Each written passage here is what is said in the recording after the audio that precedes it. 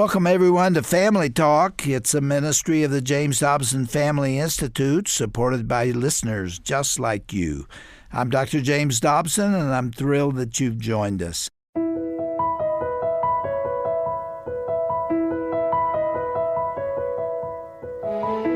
If you're an NFL fan, you probably remember the epic last few minutes of the 2018 Super Bowl between the Philadelphia Eagles and the New England Patriots. I'm Roger Marsh, and let me set the scene for you. 2 minutes and 25 seconds left in the fourth quarter. New England ahead by 1 point. The Eagles have the ball. First down at the 12-yard line. Quarterback Nick Foles was able to pass to tight end Zach Ertz, who dove into the end zone for a touchdown. The Patriots weren't able to answer in their final possession, and the Philadelphia Eagles upset New England to win their first Super Bowl trophy in team history. As an athlete, being part of that winning team would have to be a career high, wouldn't it? To catch that winning touchdown, though? That must have been a dream come true. Well, today on Family Talk, we'll be sharing a 2018 interview featuring Dr. Tim Clinton and tight end Zach Ertz, the man who caught that winning pass. The interview was recorded at the Men's Ignite Conference just a few months after Zach caught the winning touchdown, and you can feel the excitement from the audience. Dr. Dobson and Dr. Clinton got together shortly after Men's Ignite to give a special introduction to this exciting interview. Let's go there right now.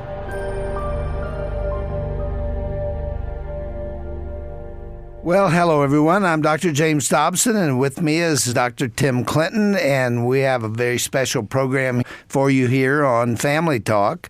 He recorded a program. I was not there, but you're going to want to hear what happened. It was with one of the heroes of last year's Super Bowl, and I'm going to let him tell you about it. Tim, there were 6,000 men in the audience listening to this interview. You called him to the platform, didn't you? I did, Dr. Dobson. Imagine a room with a lot of men and a lot of energy going on. Guys, testosterone all over the place. And they love the outdoors, and they love football, Dr. Dobson. There was a moment during this interview that I think God really moved. You know when you sense a real shift? That happens? Well, here we had Zach Ertz. He's an American football tight end for the Super Bowl champion Philadelphia Eagles of the NFL. He was actually drafted in the second round of the 2013 NFL draft. He played college football, guess where? Stanford University. He was recognized in college as a unanimous All-American. But let me go back to the Philadelphia Eagles just for a moment, you all. That storybook NFL Super Bowl championship started way back with some NFL football players, namely Carson Wentz, who was the quarterback who got hurt, Nick Foles, who stepped in as a backup quarterback, led them all the way to the Super Bowl. So it's an unbelievable story. Zach Ertz and others, they are dynamic Christians. If you're on social media, Facebook, what have you, no doubt if you have seen anything about the Eagles, you've seen baptisms going on. The players are involved in Bible studies. The wives are involved in Bible studies. The coaches are involved in Bible study and more. They give God the glory. We're so delighted to have Zach Ertz with us, who, by the way, catches really what I say is the winning touchdown pass in the Super Bowl. And it was that pass where he caught it, he runs for a couple of yards, he dives for the end zone with his hand stretched, the ball crosses the line, and then when he hits the ground, fumbles it. And so the big debate was it a touchdown or not? Of course, that was a big agonizing pause while they analyzed this. And the Super Bowl depended on it. The outcome hung in the balance while they were deciding whether or not he really caught that ball or not. Here's a great NFL superstar who loves the Lord with his whole heart. And he loves his mama. And he loves his mama. He grew up in brokenness. Sports became an outlet for him. But then he goes on a journey, and he's on a mission now. He isn't just a superstar on the football field. He's a giant among that younger generation right now. And, hey, everybody loves football, Dr. Dobson. And, again, there were 6,000 men sitting out there cheering and enjoying every minute of it. Thank you for recording this interview, and I think our listeners are really going to enjoy it themselves. Zach's got an amazing story, you guys. I'm going to go all the way back I want to talk, first of all, about your mom. And your mom becomes your rock growing up as a boy. Yeah. And tell us a little bit about her. She was actually the one, by the way, who said you were destined for the NFL long before you even began to think about it. Yeah, she's an incredible woman. My parents, I have 3 younger brothers, so I'm the oldest of 4 boys. And my parents separated when I was 15 years old.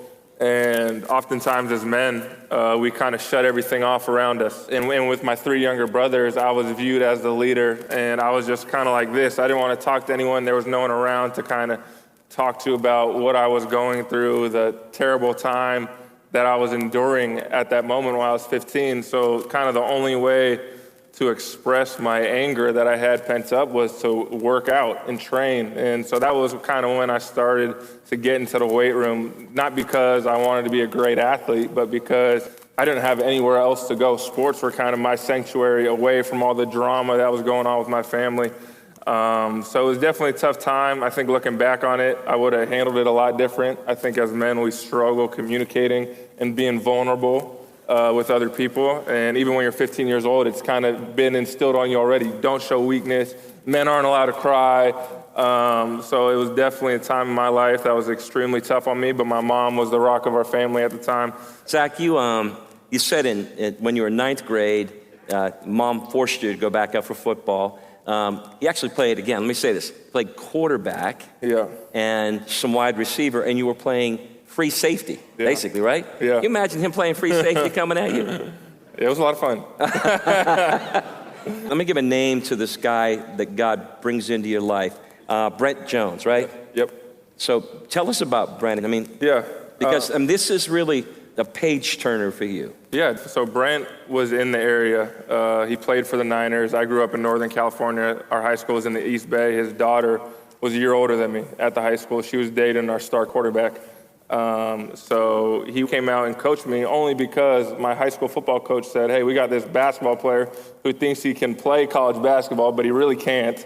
Will you come out here and kind of show him his potential? And I was 16 at the time, and a former NFL tight end is coming to my high school telling me, man, if you do X, Y, and Z, you're going to be playing on Sundays in the NFL. And I was like, I barely even know you. Who are you? I thought he was crazy, but obviously he knew what he was talking about. After my first game of my junior year, I go out and have 140 yards and a touchdown. And I started getting these letters from bigger football schools. I was getting letters from small school basketball schools, but I think my first letter for football was Northwestern. And I was like, Big Ten? I would have never dreamed of playing a sport in that kind of size of a conference. And then he actually reached out to Jim Harbaugh at Stanford at the time and said, hey, I got this kid in the East Bay. He's a tight end. You need to offer him a scholarship. So Stanford comes in. Coach Harbaugh offers me a scholarship. And then I commit to Stanford in November of my junior year. But then that's when things kind of still are in motion. At Stanford, you have to do a full application. I had to take the ACT twice. Stanford, your senior year, you have to take 2 honors, AP classes. My senior year, I was like, I don't even want to do this really. I'm a senior. All my other friends that are going places for college aren't doing any work. They're just chilling at this point. And so I go visit UCLA because that was a school that had, they were always on me recruiting me wise.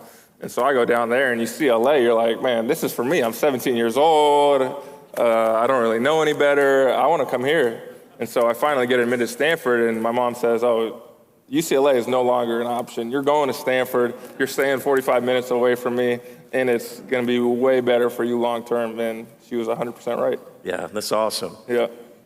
Zach, people talk a lot about discipline, attitude, all those different things. Is there one thing that you've seen that has helped separate people up at that collegiate level, maybe up even in the NFL? You say, that's it. That's a big deal right there. Yeah, I think I had someone speak to our Stanford team when I was a freshman at the time. And he gave this whole speech about how when he was playing football, this guy was a Hall of Fame guard for the Raiders, and he came back to coach Stanford. Steve Wisniewski was his name. He came back to Stanford and gave us this story about how he approached college, how he approached the NFL, and it really resonated with me. He said his mindset was all about giving everything he has to football, to life, to his marriage, so he has no regrets when he's done. And that's kind of the thing that I've kind of instilled in myself. I want to work as hard as I possibly can. I'm going to prioritize the things that are important in life, not going out to a party on a Friday night when I was in college. I didn't really do any of that stuff in college. I wanted to focus on my schoolwork and my football because I knew that was going to be important down the road. So everything I've done has kind of been with that attacking mentality that everything in football, I'm going to pour into it. Because when I'm done playing and hopefully 10 years from now, I'm going to look back and say, I gave everything I possibly could to football. And then when I'm done, I can't say that I regretted doing this or I regretted doing that or I wish I did this. It's probably the one thing that people that didn't make it to this level would always say, man, I wish I would have done that. I wish I did that, or I wish I worked harder. But I kind of have that mindset where I'm just giving everything I have into this. And it's really in my spiritual life too, is I'm putting everything into this because I don't want to get to heaven one day and say, man, I wish I would have done this or I wish I would have done that. And so that's kind of been the mentality that I've had. And anytime I kind of speak to someone that's in high school, is focus on the things that are truly important in life to you, whether it be school, whether it be academics, whether it be chess.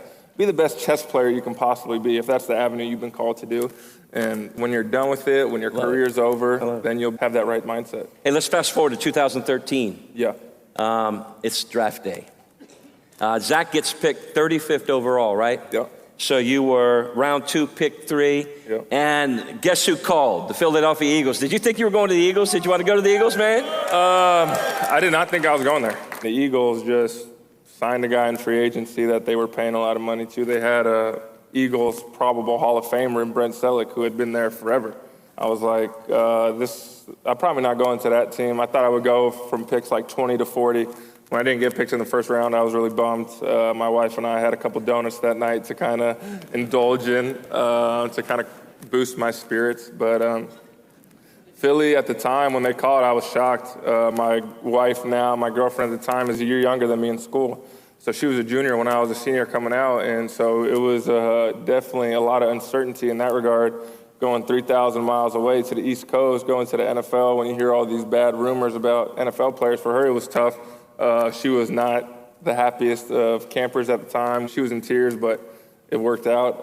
There was definitely a reason, a much bigger reason than I would have known at the time of why I'm in Philly.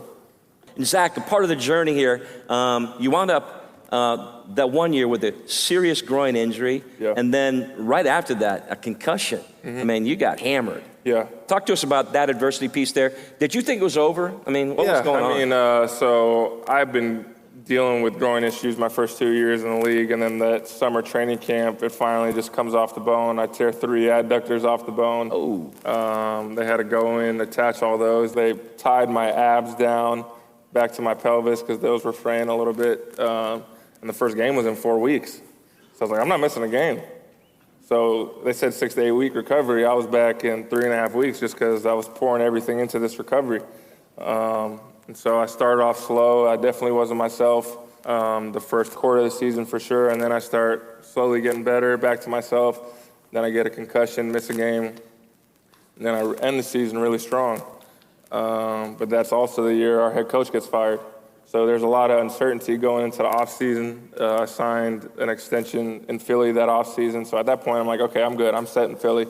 Adversity's over in football. I'm good. I'm ready to go, which couldn't have been further from the truth. So, yeah, it was definitely tough. Those injuries are part of the game, though. Adversity, you're going to deal with it, like I said, in every walk of life. It's about how you respond to it, though. 2016. Yeah. New coach. Got a new quarterback, a guy named Carson Wentz. Yep. This relationship, though, starts, a friendship. Yeah. You and Carson Wentz are close friends. Yes. And this spiritual thing, let's go into this year. I mean, yeah. You're building this success. People are looking at Philadelphia thinking they're going to go all the way to the Super Bowl. You started in the season. I mean, you've got up on social media, baptisms happening, people, Bible studies. Tell us a little bit about the climate, what was going on. And we're going to talk about Carson going down here in a moment. But the bonding thing that was going on, it seemed like it was crazy strong. Yeah, I got hurt the first game of the year. I separated my rib. it was pushed back. They were worried that I was going to lose feeling in my arm, so I wasn't able to play. So I was kind of worried about that as I was playing. And then we played the Bengals like week 10. And this guy's running at me, and I think Carson's running out of bounds. And so I'm like, I'm not going to hit this guy. And so at this point in my life, football was the thing that I thought I always had control of. It was the thing that, God, you can have everything else. Because at this point, I had known Jesus, but I didn't have a relationship with him. And so at this point, I'm injured. I'm kind of trying to protect this thing, but I'm trying to give my all to the city and my teammates. And so Carson goes out of bounds. I don't block the guy.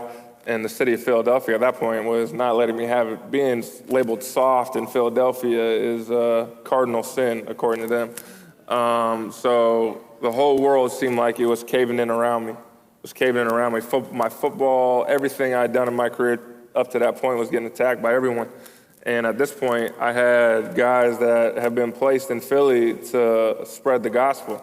Carson, Nick Foles, Trey Burton, Jordan Hicks, Jordan Matthews. And I was always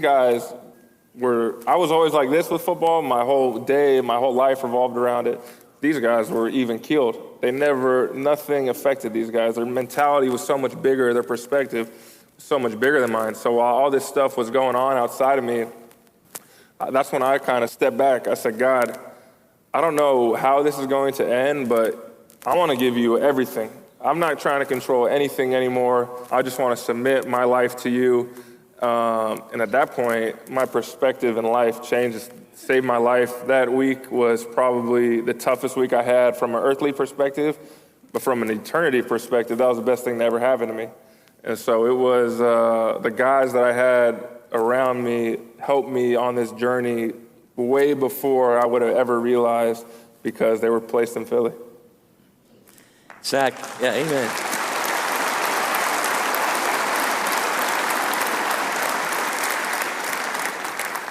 For you and your teammates, there really was a spiritual kind of revival or something that started taking place. Carson, outspoken. You, outspoken. Yeah. A number of the team. Nick Foles. But what was this piece? I know I had a good buddy. We have a mutual friend, Scott Lindsay from Logos Software. Who you guys got trained in their software so you could do Bible study at a whole nother level and press into your relationship with Christ in a whole new zone. Yeah, the spiritual, the brotherhood on our team from a spiritual bond is nothing like it in the NFL. We had a lot of guys get hurt this year, like Jason Peters is a Hall of Fame left tackle. Darren Sproles, arguably Hall of Fame running back. Jordan Hicks will be a Pro Bowl linebacker. Maragos will be a Pro Bowl special teams player. And then we lose our MVP quarterback, the best player on our team, the guy that we're 12-2 with. This guy is lighting everything on fire. And the thing about our team is that we really didn't miss a beat.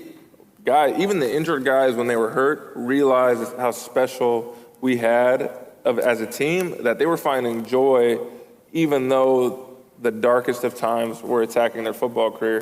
On the morning of the Super Bowl, we had our chaplain come in from New Jersey, and he gave us the story of Gideon. And it was eerie. It was, in my opinion, God showing us that he still had us at this time. Gideon was going to fight. He had 22,000 men with him. And at the start of the year, the Eagles, we probably had the most talented team in the NFL. And God told Gideon, that's too many men. If you go into battle with this many men, I'm not going to get the glory. The men are going to get the glory. And so then there's 10,000 men. And then God said, that's still too many. So there's 300 men with Gideon. And then he goes out and dominates like he always does when people lean on God. And so we got that word the Sunday of our Super Bowl, and we had been talking about that early in the year, but to have that word given to us the Sunday before the Super Bowl, we truly felt like there was nothing that could stop us. Zach, whenever you guys made your way into the dome for the bowl, the Super Bowl, I mean, there must have been an aura that was... Yeah. And kind of a David and Goliath story here. Come on, you're going up against Belichick, Tom Brady, the tradition of the Patriots. Yeah. They're there. Everybody's talking about them. You guys are, well... Yeah, I mean, what was it like walking in there? Yeah, it was surreal, honestly, if I'm going to be honest. That game is the game that you watch growing up as a kid. That whole week is not about football. It's the spectacle of the Super Bowl. We got there Sunday night. We had an hour interview Sunday night. Monday, same thing. Tuesday, same thing. The top 10 guys on the team are up on these podiums with, there's all these reporters in front of you for an hour straight, which is never the case. And then so every day you have these media obligations, and then you get to the game finally. You're like, finally, we're playing football. And then there's like a 10-minute, I think Pink played for what seemed like 10 minutes in my eyes for the national anthem. And then the halftime show was like 35 minutes long. So there was all these outside kind of chaoses around you as a first-time team in the Super Bowl, and you're going against the Patriots who go there every year, it seems like. And if you told me going into the game that we would be in a shootout against Tom Brady, I would say, oh, we got no chance. That guy's the best of the best. Bill Belichick's the best of the best. But we made enough plays, and God was on our side. I truly believe that it's not a coincidence, everything that happened this year, the stage, the platform that he put us on, for how outspoken a lot of guys are about their faith, this isn't a coincidence. Couple big-time plays in that game. Yeah,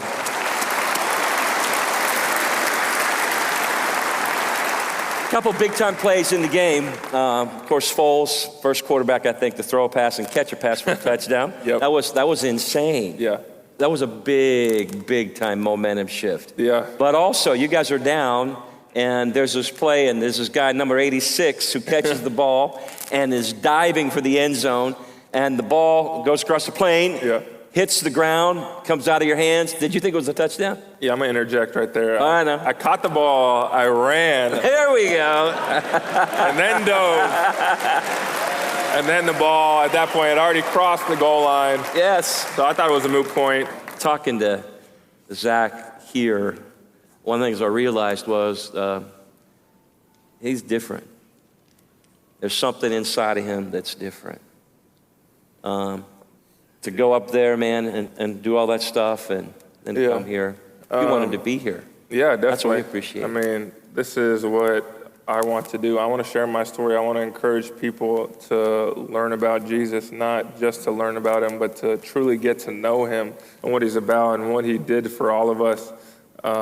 It is truly remarkable when you read, when you understand, when you gain that relationship and that perspective, how much different and how much better life can be on this earth than for eternity. And so when Coach Peterson goes up there after we win the Super Bowl, and he says, I want to thank my Lord and Savior, Jesus Christ, that kind of tells the team, I see what you guys have been doing. I'm encouraging you guys to do whatever you want to do to give God the glory. And so I want to interact with you guys. I want to help you guys out. One of the things, I wouldn't be here without the group of men that have constantly encouraged me each and every day. So if I could encourage you guys to surround yourself with people that are going to hold you accountable, that are going to make you a better believer, that are going to push you to understand the word better, that is something that changed my life.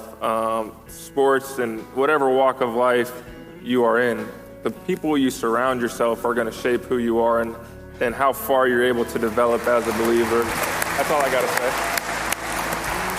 Hey, you guys, if you appreciate his testimony, let him know it. Philadelphia Eagles Super Bowl champ.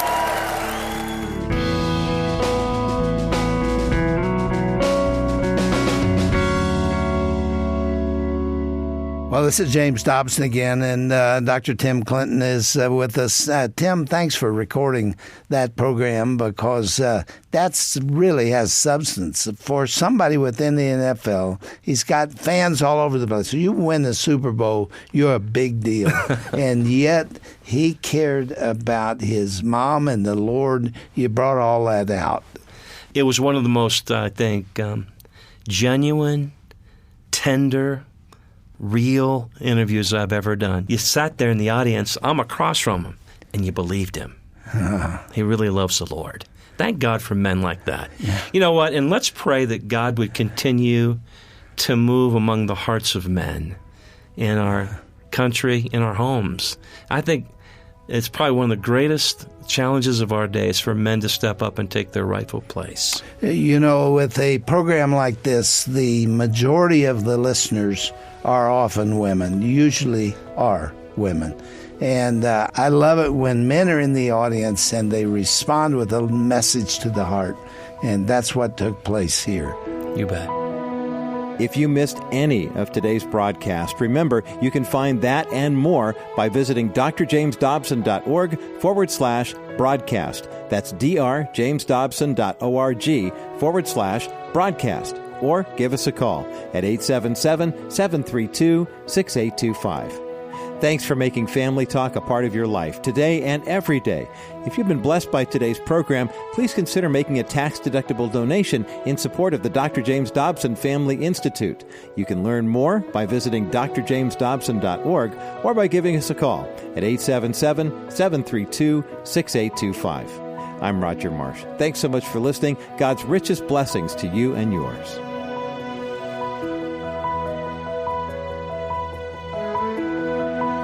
This has been a presentation of the Dr. James Dobson Family Institute.